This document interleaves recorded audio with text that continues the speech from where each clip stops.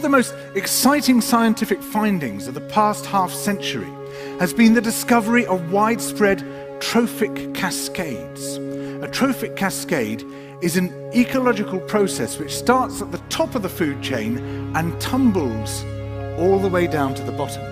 And the classic example is what happened in the Yellowstone National Park in the United States when wolves were reintroduced in 1995.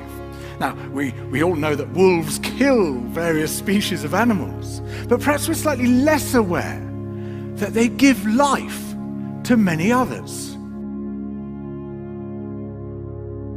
Before the wolves turned up, they'd been absent for 70 years. That the numbers of deer, because there was nothing to hunt them, had built up and built up in the Yellowstone Park, and despite efforts by humans to control them, they'd managed to reduce much of the vegetation there to almost nothing. They'd just grazed it away. But as soon as the wolves arrived, even though they were few in number, they started to have the most remarkable effects. First, of course, they killed some of the deer, but that wasn't the major thing. Much more significantly, they radically changed the behavior of the deer. The deer started avoiding certain parts of the park, the places where they could be trapped most easily, particularly the valleys and the gorges. And immediately those places started to regenerate. In some areas, the height of the trees quintupled in just 6 years. Bare valley sides quickly became forests of aspen and willow and cottonwood. And as soon as that happened, the birds started moving in. The number of songbirds and migratory birds started to increase greatly. The number of beavers started to increase because beavers like to eat the trees. And beavers, like wolves, are ecosystem engineers. They create niches for other species. And the dams they built in the rivers provided habitats for otters and muskrats and ducks and fish and reptiles and amphibians. The wolves killed coyotes, and as a result of that, the number of rabbits and mice began to rise, which meant more hawks, more weasels, more foxes, more badgers.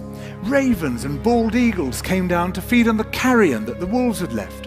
Bears fed on it too, and their population began to rise as well, partly also because there were more berries growing on the regenerating shrubs. And the bears reinforced the impact of the wolves by killing some of the calves of the deer. But here's where it gets really interesting. The wolves changed the behavior of the rivers.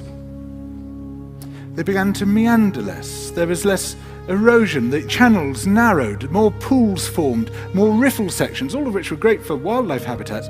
The rivers changed in response to the wolves. And the reason was that the regenerating forests stabilized the banks so that they collapsed less often, so that the rivers became more fixed in their course.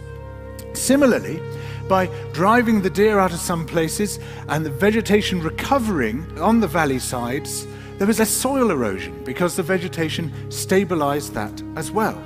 So the wolves, small in number, transformed not just the ecosystem of the Yellowstone National Park, this huge area of land, but also its physical geography.